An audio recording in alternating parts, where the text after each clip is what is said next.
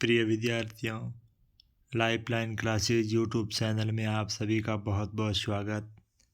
आज हम राजनीति विज्ञान लोकतांत्रिक व्यवस्था का संकट अध्याय के कुछ महत्वपूर्ण वस्तुनिष्ठ क्वेश्चन लेकर आए हैं, जिसमें पहला क्वेश्चन, अदालत एक यथास्थिति वाली संस्था है।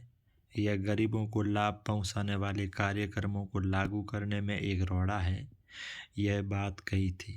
प्रिय विद्यार्थियों, कांग्रेस की सरकार के समय अदालत कांग्रेस के द्वारा दिए गए निर्णयों पर कुछ न कुछ बहस करती, तो कांग्रेस पार्टी के द्वारा इस प्रकार की अदालत के प्रति बात की गई थी। अगला क्वेश्चन, 1971 के आम चुनाव में गरीबी हटाओ का नारा किसके द्वारा दिया गया? प्रिय विद्यार्थियों, 1971 के आम चुनाव में गरीबी हटाओ का नारा कांग्रेस पार्टी और विशेषकर इंदिरा गांधी। मार्क्सवादी, लेनिनवादी अथवा नक्सलवादी नाम से यह समूह भारत के किस राज्य में सबसे ज़्यादा सक्रिय रहे? प्रिय विद्यार्थियों, ये समूह भारत में सबसे ज़्यादा पश्चिम बंगाल राज्य में सक्रिय रहे। संपूर्ण क्रांति अब नारा है, भावी इतिहास हमारा है। यह नारा किस आंदोलन में दिया गया? बिहार आंदोलन में 1974 के अंदर जब युवा वर्गों ने आंदोलन किया तो उन्होंने कहा संपूर्ण क्रांति अब नारा है और आने वाला इतिहास हमारा है। और वो भी किसके नेतृत्व में? जेपी जयप्रकाश नारायण के नेतृत्व में 1974 में। भारत के गुजरात और बिहार राज्य में आंदोलन कब हुए? 1974 के अंदर भारत के बिहार और गुजरात दोनों राज्यों में आंदोलन हुए थे। बिहार में 1974 में छात्रों ने आंदोलन किसके नेतृत्व में लड़ा या किया था? प्रिय विद्यार्थियों, जयप्रकाश नारायण अर्थात जेपी। वहाँ के विद्यार्थी महंगाई, खाद्य संकट, तेल की कीमतें बढ़ने के कारण लोग सरकार के विरुद्ध सड़कों पर उतर गए और 1977 में बिहार में जयप्रकाश नारायण के नेतृत्व में यह आंदोलन शुरू हुआ। Indira is India, India is Indira, यह नारा कांग्रेस के किस अध्यक्ष के द्वारा दिया गया? प्रिय विद्यार्थियों, इंदिरा ही भारत है और भारत ही इंदिरा है, यह नारा दिया था D.K. बरुआ, जो वेरी इम्पोर्टेंट क्वेश्चन है। इसका अगला क्वेश्चन है, CPI मार्क्सवादी लेनिनवादी नाम से एक नई पार्टी बनी, जिसका नेतृत्व किसने किया था? सारू मजूमदार, जो काफ़ी महत्वपूर्ण क्वेश्चन है।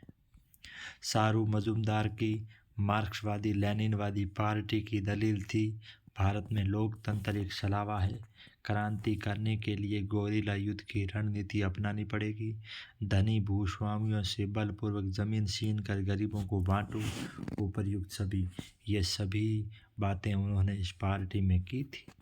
निम्न में से कौन सोशलिस्ट पार्टी के संस्थापक और भारत छोड़ो आंदोलन के नायक माने जाते हैं? जयप्रकाश नारायण सोशलिस्ट पार्टी के संस्थापक और भारत छोड़ो आंदोलन के नायक माने जाते हैं। 1974 का गुजरात और बिहार आंदोलन माना जाता है कांग्रेस के समर्थन, कांग्रेस विरोधी आंदोलन, उपर्युक्त दोनों कांग्रेस विरोधी आंदोलन माना जाता है। प्रिय विद्यार्थियों, इस आंदोलन के अंदर विशेष रूप से कांग्रेस का बहुत विरोध किया गया था और ये जितने भी आंदोलन हुए थे इसमें इसके ऊपर विशेष फोकस किया गया था।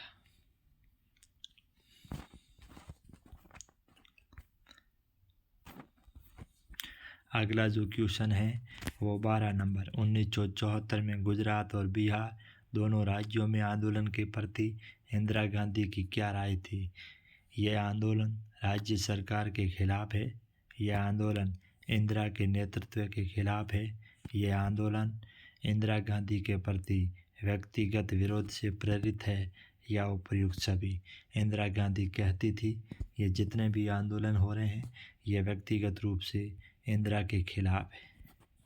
अगला क्वेश्चन, केशवानंद भारती के मुकदमे में सर्वोच्च न्यायालय का फैसला कब आया था? प्रिय विद्यार्थियों, काफ़ी इम्पोर्टेंट क्वेश्चन है। 1973 के अंदर केशवानंद भारती का मुकदमे का सर्वोच्च न्यायालय ने फैसला सुनाया था। 1973 में सरकार ने कितने वरिष्ठ न्यायाधीशों की अनदेखी कर AN रे को मुख्य न्यायाधीश की नियुक्ति दी थी? 3।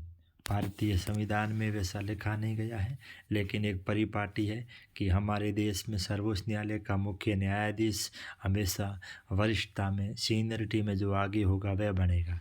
लेकिन 1973 में 3 न्यायाधीशों की वरिष्ठता भंग कर AN रे को मुख्य न्यायाधीश बनाया गया, जो वेरी इंपॉर्टेंट क्वेश्चन है।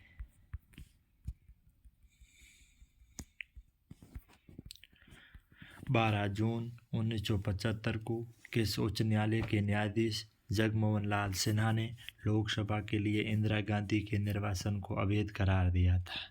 और इसका आंसर है इलाहाबाद उच्च न्यायालय, जो वेरी इम्पोर्टेंट है।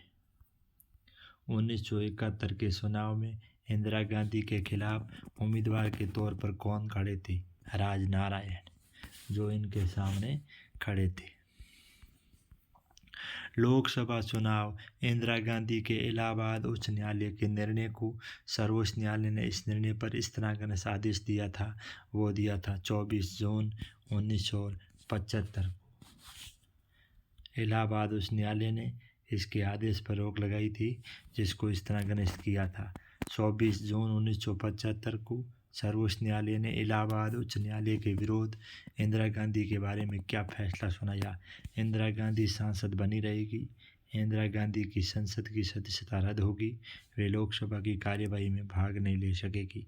प्रिय विद्यार्थियों, सर्वोच्च न्यायालय ने कहा था कि वे लोकसभा की कार्यवाही में भाग नहीं ले सकती। 25 जून 1975 के दिन सरकार ने आपातकाल की घोषणा संविधान के किस अनुच्छेद के तहत की? अनुच्छेद 352 का प्रयोग कर उन्होंने आपातकाल की घोषणा की थी। देश के अंदर अनुच्छेद 352 के तहत आपातकाल लगाया जा सकता है जब सशस्त्र विद्रोह हो, वित्तीय हालात बिगड़ जाएं, बाहरी आक्रमण हो जाए। सशस्त्र विद्रोह की अवस्था में 352 लगाया जाता है। आपातकाल लागू होने पर निम्न में से कौन सी शर्तें लागू हो सकती है? शक्तियों के बंटवारों का संघीय ढांचा निष्प्रभावी हो जाता है, सारी शक्तियां केंद्र सरकार के हाथ में आ जाती है, मौलिक अधिकारों में कटौती या ख़त्म कर दिए जाते हैं। उपरोक्त सभी। प्रिय विद्यार्थियों, उपरोक्त सभी। वर्तमान में हमारे देश में राष्ट्रपति आपातकाल की घोषणा करता है अपने विवेक से, प्रधानमंत्री की सलाह से, मंत्रिमंडल के लिखित पर। इनमें से कोई मंत्रिमंडल के लिखित के बाद ही आज हमारे देश में राष्ट्रपति के द्वारा आपातकाल की घोषणा की जाती है।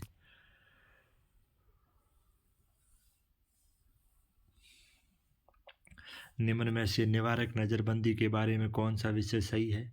लोगों की गिरफ्तारी इसलिए नहीं की जा रही है कि उन्होंने कोई अपराध किया है। गिरफ्तारी इस आशंका से की जाती है कि वह कोई अपराध कर सकता है। बंदी प्रत्यक्षीकरण याचिका का सहारा लेकर भी गिरफ्तारी को चुनौती नहीं दी सकती। यह बंदी सभी निवारक, निरोधक। आप हमारे life line classes YouTube channel को सब्सक्राइब करना नहीं भूलें।